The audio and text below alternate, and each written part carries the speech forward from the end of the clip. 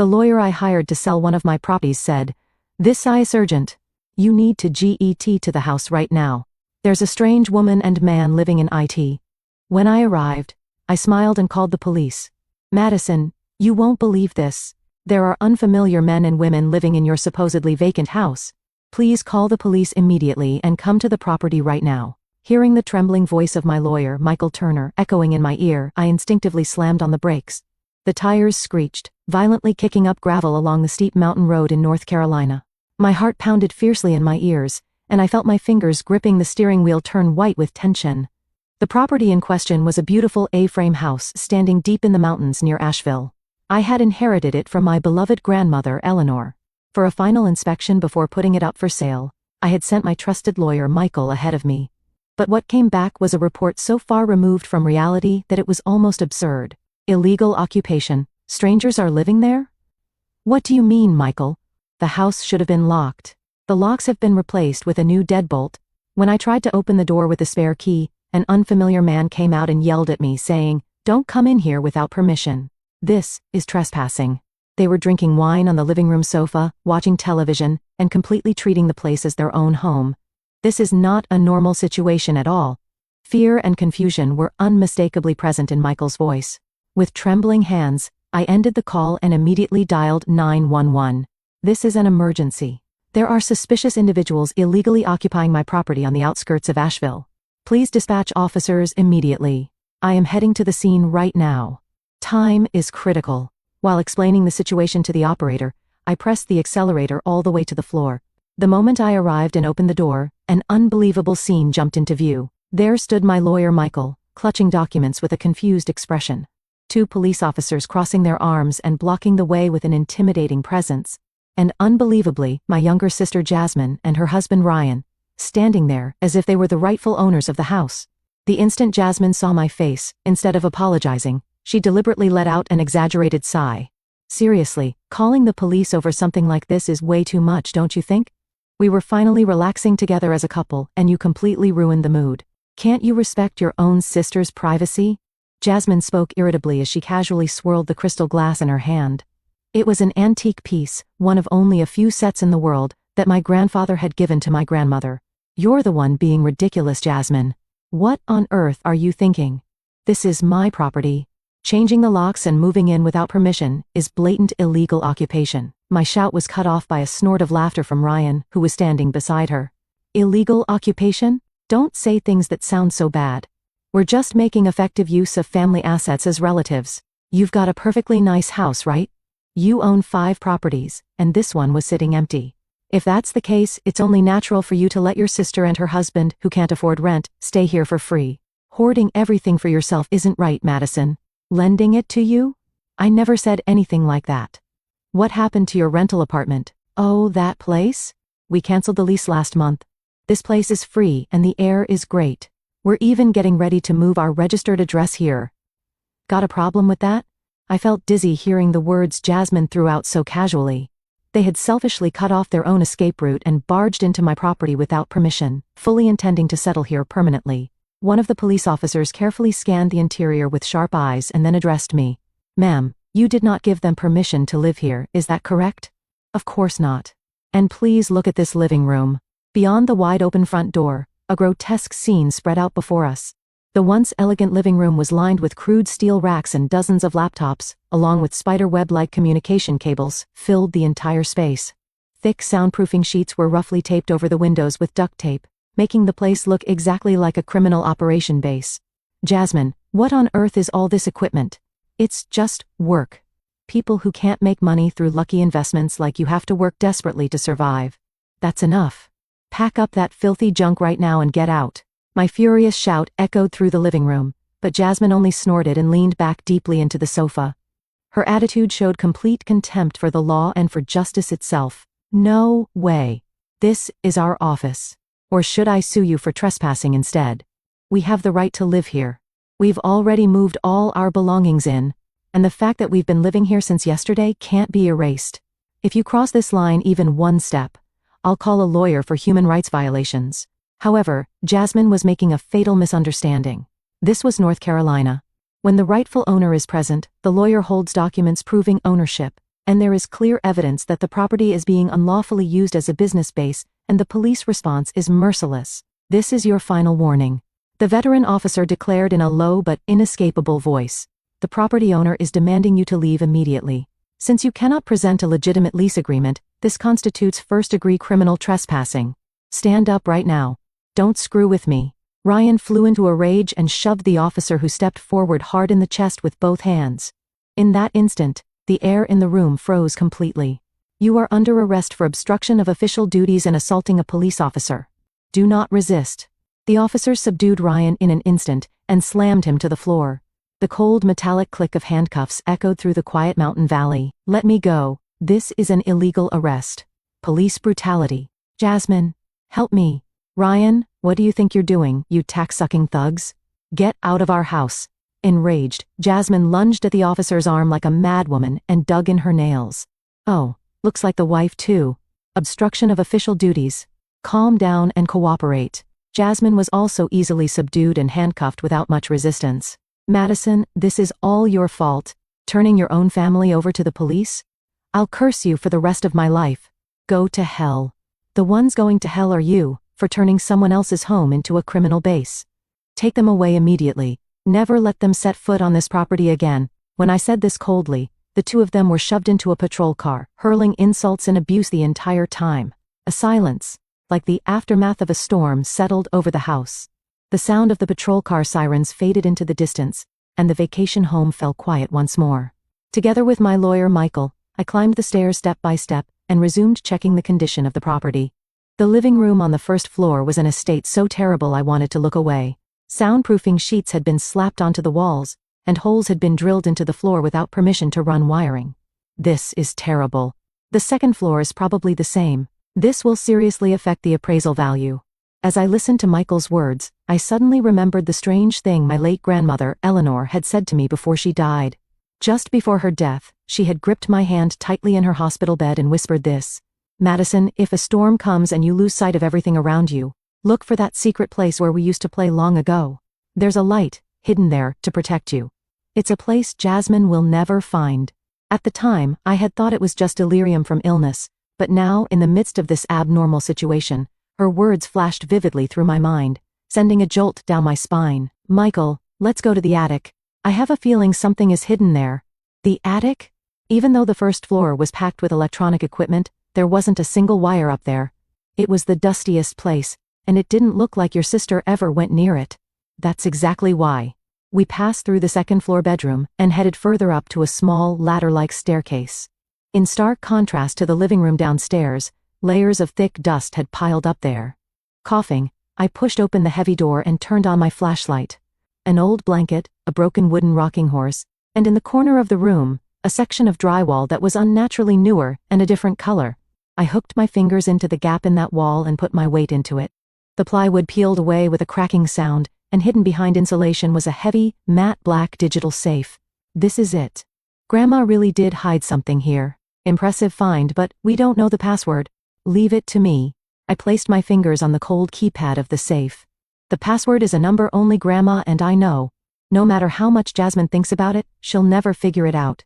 It was the numerical conversion of my grandmother's maiden name. Our secret code. 0428. I entered the numbers. A solid electronic click echoed, and the lock disengaged. Slowly lifting the lid, I found a massive stack of neatly filed documents sleeping inside. I took the top file and shone my light on it, and in that instant, my throat froze with fear. These are client lists for senior investment funds, and look at these bank transaction records. Michael took the documents, adjusted his glasses, and stared at them intently.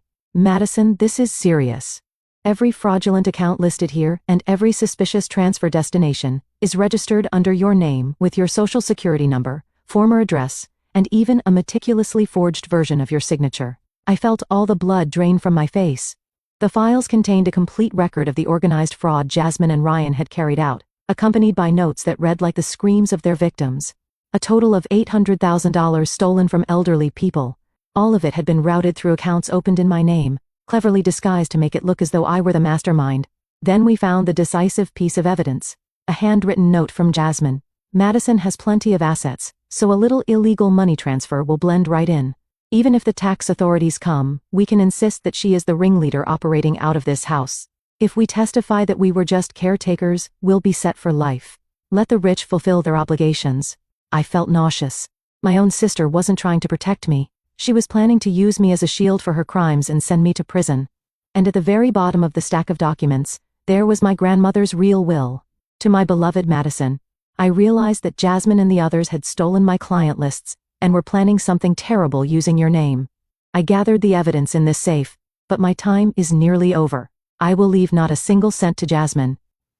I entrust all my assets to you. Please reveal the truth. Never forgive the monsters who wear the skin of family. Until the very moment of her death, my grandmother had been gathering evidence in this dusty attic to protect me. Thank you, Grandma. Michael, before we contact the federal investigators, there's one thing I want you to help me with. We're going to plan how to completely erase them from society. The next morning, I was sitting across from an old friend, Daniel Morales, a special investigator with the IRS, at a quiet cafe in downtown Asheville. He was the government's most relentless bloodhound, a man who had exposed countless complex financial crimes. This is far more vicious than I imagined, Madison. Exploitation of the elderly, organized wire fraud, and aggravated identity theft against you. The evidence is airtight. The results of the preliminary investigation Daniel presented only fueled my anger further. They hid the money stolen from the victims in accounts under your name, then went on a spending spree using cards issued in your name. A luxury cruise to the Bahamas, Hermes bags, the latest Tesla. All of it is recorded as purchases made by Madison Burke. Your credit score has completely collapsed, and you're now flagged as a suspect in financial crimes. If this continues, all of your assets could be frozen. The blood drained from my face. My own sister had turned me into a greedy con artist on paper, while she and her husband enjoyed a royal lifestyle funded by the stolen savings of their victims. While grandmothers were crying over the loss of their grandchildren's college funds, they were living it up, using my name to indulge in life. Daniel, tell me how to finish them completely. I want them to taste a level of despair so deep that they can't make a single excuse. Daniel flashed a fearless grin and placed a compact, high-performance voice recorder on the table. As long as one party consents, recording is legal. Let's lure them back to that house one more time. We'll lie and say we found a second hidden trust fund your grandmother left behind. If you tell them that signatures are required to receive it, those two shallow fools will bite for sure. I nodded deeply at Daniel's plan. I would guide the confession carefully, adapting to the situation on the ground. Understood. Let's set the perfect stage, one that makes them so eager to brag about their own cleverness that they won't be able to stop talking. This was not a negotiation. It was an execution ritual designed to make them issue their own one-way tickets to federal prison, straight from their own mouths. With trembling fingers, I sent a message to Jasmine, who had just been released on bail. I'm sorry I got emotional yesterday. After checking with my lawyer, we found another hidden account Grandma left behind. It's a significant amount. You have a right to receive part of it too, so let's talk again tomorrow at the house. I've invited Mom as well. The next afternoon, the air around the Asheville vacation home was cold and eerily still. I spread out the convincing fake trust documents that Daniel and Michael had prepared on the soon. The crude roar of an engine crunching gravel echoed outside, and a rental car pulled up. Jasmine and Ryan stepped out, completely different from when they had been arrested just days earlier, wearing designer sunglasses and walking into the house with the swagger of victors. Madison, it looks like you finally understand. Turning your own family over to the police? You were clearly out of your mind. But a hidden account Grandma left behind? That changes everything. If you'd said that from the start, Ryan wouldn't have gotten so angry. Jasmine declared that triumphantly the moment she entered the living room. Behind her, our mother followed, her expression strangely buoyant. Sit down. We'll talk after that. Suppressing my emotions, I pointed to the fake documents. To receive this fund, you have to clear an IRS investigation. Because you used my name without permission. There are now suspicions of money laundering. If things stay like this, not only this inheritance, but all of my assets could be seized. Jasmine's face turned deathly pale in an instant. Seized? The money we're finally about to get? I won't allow that. Exactly. That's why I'll file a false amended return, claiming it was a business I had been managing under the table. That way, the money can be processed as legitimate income. To avoid seizure, I need every detail. When the money was moved, from whom, how, and how much. I need everything so the paperwork is perfect. Our mother leaned forward as well, drawn in by the promise of an inheritance. That's right, Jasmine. Madison is saying she'll take the fall, so tell her everything. This is the surest way for all of us to end up happy. By then, Jasmine had completely forgotten how to doubt. Blinded by the enormous inheritance dangling right in front of her like a carrot, she had lost all caution. Fine, I'll be honest. We actually started opening accounts in your name 2 years ago. Jasmine began speaking enthusiastically. The hidden recording device had begun capturing every word of her downfall without fail. Old people are shockingly defenseless once they trust someone. Jasmine spoke in the tone of a successful entrepreneur. Inside my pocket, the voice recorder continued to pick up every ugly word she uttered without missing a single one. The method was simple. From Grandma's old client list, we filtered out wealthy people who lived alone and whose judgment had dulled. Then we contacted them under a very convincing name, Madison Burke Real Estate Investment Advisory. Your name is well known in the industry, and more importantly, it's clean, so no one ever questioned it. Ryan proudly added from the side. The drop accounts we opened using your social security number turned out to be the perfect laundering machine. The money wired in by the victims went through there first, then was sent off to overseas Bitcoin accounts. Even if the police caught a cent, the account holder was you. It would only look like a rich sister pinning the crime on her poor sister. A perfect plan, right? The two of them burst out laughing. But collecting as much as $800,000 must have been hard, right? When I prompted her, Jasmine snorted smugly. Hard? Not at all. Mrs. Collins said it was her grandchild's college fund, but when we proposed a guaranteed investment, she cried with joy and signed immediately. Those stupid old people had no idea their money was turning into our Bahamas trips, the latest Tesla, and her mess bags. In the end, money shouldn't be used by the people who have it, but by the people who are smart. Ryan leaned forward as well, accelerating the confession. Using your house as our office saved us rent, and using your credit let us handle big transactions. Your name was the perfect camouflage. About this trust fund too, if you sign as the mastermind, I think we can kick back about 10% to you. A family discount? 10%? You framed me and made $800,000 and I only get 10%? Don't be greedy. You already have more than enough, right?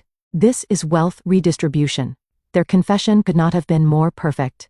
Motive, methods, victim details, and a clear admission that they had deliberately framed me. I slowly stood up, removed my sunglasses, and fixed the two of them with a cold stare. Thank you. I wanted to hear those words directly from your own mouths. Now it's all over, huh? What's with that face? Hurry up and sign. I took out my phone and said briefly, You heard everything. Come in. The moment my short signal echoed through the living room, the front door of the vacation house was kicked in with a thunderous crash. FBI, nobody move. Hands up. Amid furious shouts, several men and women in tactical vests stormed inside. On their backs were large letters reading FBI and IRSCI. Leading them was Daniel Morales, the very man who had been sitting across from me at the cafe just moments earlier. He thrust forward his badge and fixed a cold stare on the frozen Jasmine and Ryan. What is this? Madison, what does this mean? Jasmine screamed as she nearly fell out of her chair. Ryan dropped the whiskey glass he was holding, and the amber liquid spread across the carpet. I told you not to move. Every word of your confession has been recorded in real time under federal investigation. Daniel spoke calmly and pointed to the small receiver placed on the table.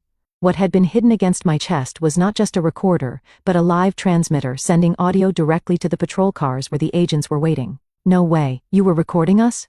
That's dirty. Trapping your own family like this. How low can you go? Jasmine's face flushed bright red as she lunged at me, but a female agent instantly twisted her arm behind her back and slammed her face onto the table. Jasmine Burke and Ryan Burke, you are under arrest for violations of the Elder Abuse Prevention Act, wire fraud, and aggravated identity theft. You have the right to remain silent, but your confessions just made will be entered as evidence in court. In that moment, the living room turned into a hellish scene of chaos and screaming. Wait, I had nothing to do with this. Chase planned everything. Don't lie, Jasmine. You're the one who brought the client list. Just moments ago, they had been posing as invincible business partners, but the instant the handcuffs clicked shut, they began desperately hurling blame at each other. The sight was pitiful and almost laughable. Our mother had collapsed into a corner of the room, sitting as if her legs had given out. Agent Daniel, please wait. This is a family matter. There's been some kind of mistake. Madison, stop this. You'll stain the Burke family name. I returned my mother's trembling plea with a cold stare. Mom, it's too late. They bragged with their own mouths about stealing grandchildren's college funds from elderly people and trying to pin the crime on me. The reputation you wanted to protect was dragged into the mud by their own hands. Screaming and sobbing, Jasmine was dragged toward the front door. I watched silently as the flashing lights of the patrol cars swallowed them whole. Several months after the arrest, the trial was held at the federal courthouse in Asheville. Jasmine and Ryan, sitting in the defendant's seats, bore not a trace of their former arrogance. Their skin was roughened by detention, and they were dressed in cheap, ill-fitting courtroom suits. Until the very end, they clung to the pathetic claim that it was merely borrowing within the family. But the decisive confession recording, submitted by the federal prosecutor, shattered everything. The judge delivered the verdict in a cold, merciless voice. Defendant Jasmine Burke, you are found to be the principal offender in violations of the Elder Abuse Prevention Act, wire fraud, and aggravated identity theft. Crimes of an extremely malicious nature. Accordingly, you are hereby sentenced to 5 years in federal prison. As for the accomplice, Ryan Burke, you are sentenced to 12 months of probation. In addition, full restitution to the victims is hereby ordered. 5 years? This is a lie. We only moved $800,000. There's no way I should go to prison. Jasmine screamed in the courtroom, but reality showed no mercy. Furthermore, their assets were liquidated by the United States Marshal Service. Every sandcastle they had built with stolen money was exposed to the light of day and collapsed. The latest Tesla bought with loans taken out in my name, the Hermes bags that had filled their closet, and Rolex watches worth thousands of dollars were seized one after another and sent to auction. Madison, please don't sell that watch. Do you know how hard I worked to get it? In the detention center visiting room, Jasmine clung to me as she begged, and I answered her coldly. You didn't work for it. You just stole the wealth that women like Sophia Collins protected their entire lives. Everything is going back where it belongs. Don't cling to it for even a millimeter. Your so-called success was a fake built on other people's misery. The funds generated from the seized assets were distributed under federal supervision to 6 victims. Out of the total damages of $800,000, approximately 30% was returned to them. Sometime later, I visited the home of one of the victims, Mrs. Sophia Collins. Madison, thank you so much. My grandson's college fund came back. I had already given up, but now I can let him chase his dreams again. As I felt the warmth of her hands gripping mine through her tears, I knew it with certainty. Uncovering the truth in that house that day was the most valuable action I had ever taken in my life. Madison, wait, don't go. The one who chased after me as I stepped out through the heavy courthouse doors was my mother. Her face was crumpled with tears, and there was no trace left of the dignified figure she had been just months before. But what spilled from her mouth was not an apology to me, but a shockingly selfish accusation. If you had changed your testimony and agreed to a settlement, Jasmine's life could have been saved. Don't you have any mercy at all? Do you really think you can be happy after throwing your own family into hell? I stopped walking and slowly turned around. Mom, let me ask you just one thing. Did you truly not doubt for even a single second, until Jasmine was arrested, that she had stolen my identity and scammed elderly people? When you saw that flashy lifestyle, didn't you think anything was strange? At my question, my mother twisted her face and screamed as if spitting the words out. Of course I didn't doubt it. I just assumed that you, being successful, were helping your sister out. I thought that was family supporting family. And yet, without even talking to me, you suddenly sold Jasmine out to complete strangers like the FBI and the police. If you had consulted me, we could have settled this quietly within the family. Instead, you dragged it out into the open and trampled our family's pride with your own hands. The moment I heard those words, something inside me collapsed with the sound and then vanished completely. To my mother, my sister and I had never really mattered. The only thing she could not forgive was losing the chance to cover up the family's shame and having it exposed to the world. Pride? What pride is there in a family that steals money from the elderly and frames their own daughter? Mom, the family you're talking about tried to destroy me. The only people who protected me were my friends, Daniel, who isn't even related by blood, and Michael, my colleague. After knowing the truth, you still blame me for not hiding a crime. You no longer have the right to call yourself my mother. I took a copy of my grandmother's will, the one I had found in the attic, from my bag, and shoved it against my mother's chest. Grandma saw everything coming. That's why she entrusted me with the evidence to cut you all off. Mom, this is goodbye for you too. Stay buried in that dark past along with your so-called family dignity. Ignoring my mother's screams behind me, I walked toward the parking lot without looking back even once. That very day, I blocked all contact information for my mother, Jasmine, and Ryan. Through my lawyer, I also sent a legal notice prohibiting any future contact whatsoever. After the storm-like days had passed, silence returned once more to the mountains of Nashville. The A-frame house I had inherited from my grandmother was sold promptly once evidence preservation for the case was lifted. Ironically, the attic, the one Jasmine and the others had called filthy and never went near, remained the only part of the house that was still untouched and beautiful. A young couple who came to view the property instantly fell in love with the hidden room in the attic, calling it perfect for a secret study, and the deal closed at the full asking price. The proceeds from the sale were deposited into my account. They were funds for my future, money my grandmother had protected with her life. Using that money, I bought a small house in a quiet place far from the bustle of Charlotte, a new base for my life. There was no family left who would sacrifice me for their own sake. Several years after the incident, I heard rumors about how they were doing. Jasmine is currently inside the gray walls of a federal prison. The woman who once clutched her mess bags and drank fine wine is nowhere to be found anymore. Now she spends her days in a sterile orange jumpsuit, eating meals from a cold plastic tray. Inside prison, a former elite con artist title means absolutely nothing, and she now spends her days scrubbing floors while trembling in fear of inmates far stronger than she is. Her husband Ryan's fate is even more miserable. Placed on probation, his criminal record has prevented him from finding any decent work, and he now drifts from one day labor construction site to another at the very bottom of society. He never had any real loyalty to Jasmine to begin with, and the moment her incarceration was decided, he coldly turned on her and filed for divorce. But now penniless, he can barely scrape together enough money to pay the rent on a rundown apartment. And then there is my mother. The family reputation she valued above all else was dragged through and the rumors spread quickly. One by one her friends drifted away, and now she lives completely alone, whittling down the small amount of savings that escaped seizure, spending her days in a dark room with the windows shut tight, cursing my name, or so I've heard. As for me, the restoration of my credit history has been progressing smoothly. My name as a real estate investor has once again established itself as that of a trustworthy business partner. I quietly speak in my heart to the smiling photograph of my grandmother displayed above the fireplace in my new home. Grandma, thank you. What you wanted to protect, I've truly inherited it now,